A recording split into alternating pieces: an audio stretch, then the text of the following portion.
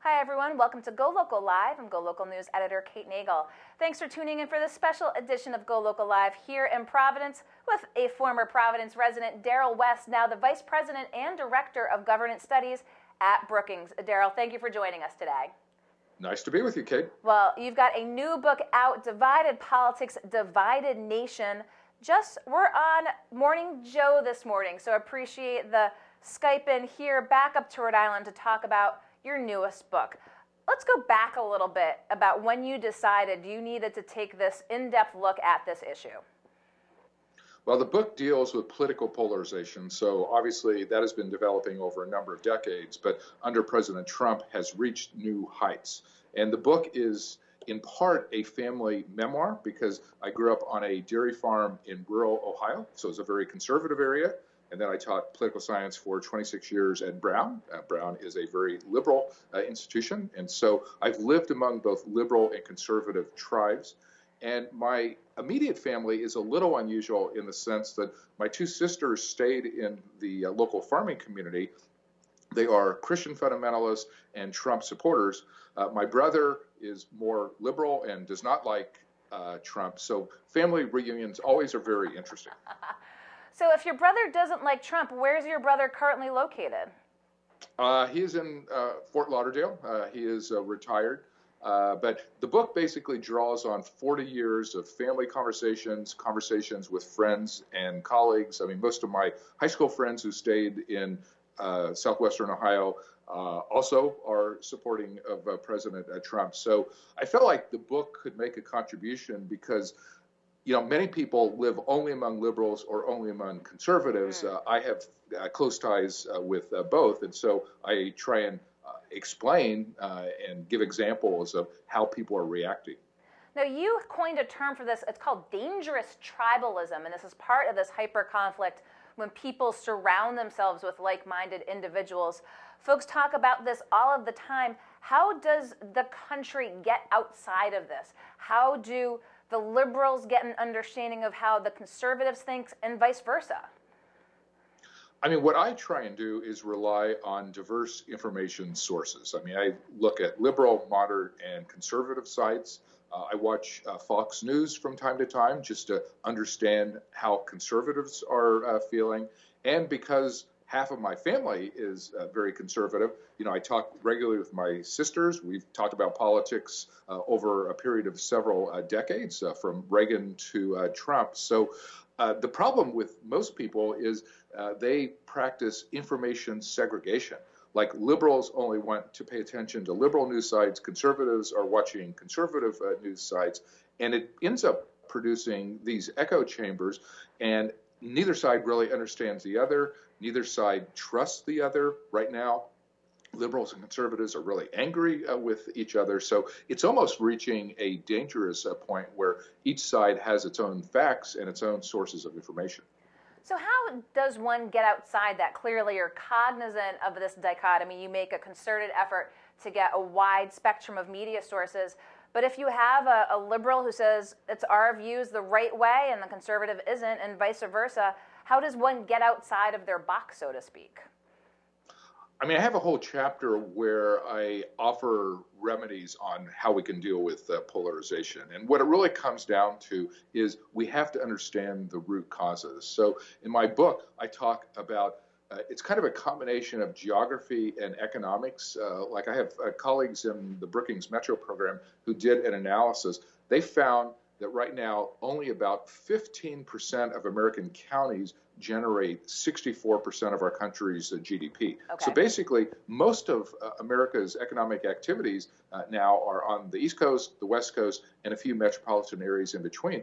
But much of the heartland, big chunks of America, are experiencing very little economic activity, don't have jobs, no future, and no hope. And so that makes people turn to people like a President Trump, and they're open to more extreme policy solutions than what we have been dealing with in the last few presidencies. So in order to reduce polarization, we have to improve economic opportunity, rejuvenate the American dream, Technology is a big part of the problem. Technology is now dividing people and encouraging extremism. So there are a lot of things we would need to do in order to help reduce polarization. And so you bring up that income stratification as well, and you did say you have a chapter on the book at a very timely issue here. Did you anticipate this when this book came to publication? This pertains to the wealthy in academic institutions, and you have the unique perspective, having had that hat at Brown University. Absolutely. One of the things that President Trump has talked about is how the system is rigged against the average person. So I have a chapter that kind of looks at that in a lot of different respects. But college admissions is part of the problem here. And of course, as you're suggesting, in the last couple of weeks, there have been these terrible stories about people bribing their way into Yale, Georgetown, and Stanford, as well as some other institutions. And so when I saw those stories, I started to think about my own experiences at Brown. Now, I did not see anything as brazen as those scandals have indicated, but yet, Brown has a lot of children of the rich and famous who attend there. And I know when I was at Brown, the university would often reach out to me and other individual faculty members for VIP meetings with these students who had famous parents. And so we would meet with these individuals and talk about their interests. So these would be one-on-one meetings with the faculty. And then sometimes we would write letters to the admissions office, just summarizing our impressions of these individuals. The typical applicant does not get that kind of behavior. No. They can get a group tour led by a student, and the student tells them about Brown University, but they're not getting one-on-one meetings with faculty members. So I just think, every university has to re-examine its own admissions practices. We need to encourage a merit-based process. Like, we can't let, wealthy and famous people basically have a sidetrack into university admissions. Do you think that colleges and universities, you just alluded to, will change their practices? Of course, there were ones that weren't taking actual de facto bribes per se, but you mentioned processes that help the connected and elite. Is there a wide spectrum of activities that you think this scandal has had perhaps that chilling effect on, that'll make universities rethink the process and how they treat the wealthy and famous? I hope that universities will rethink their practices. Money has basically taken over every institution in America. Income inequality is so extreme right now that it's hard not to be affected by that. And so I hope that universities will kind of think about what their role is, and universities should be merit-based with a level playing field, and everybody should have an equal opportunity to get one of those cherished admissions slots. Well, let's go back to politics before we let you go here, Darrell, because as we see with 2020 rapidly approaching and a very full Democratic field, you talk about, of course, the hyper-partisan nature of the country at the moment, but we perhaps are seeing an even further stratification when you look at the party, the Democratic Party, sort of being pushed left by a number of leaders, some who are running and some aren't. And then also you see, perhaps, we'll see in the next perhaps week or so, a Joe Biden trying to take that centrist position. Talk with us a little bit, maybe even on both sides of the aisle, Republicans and Democrats, about how we see these rifts within the parties themselves, and how does a very left-leaning Democratic Party, again, perhaps looking towards socialism, if you will, play into what you're pointing out here, again, in hyper-partisanship, and what this looks like for the country moving forward?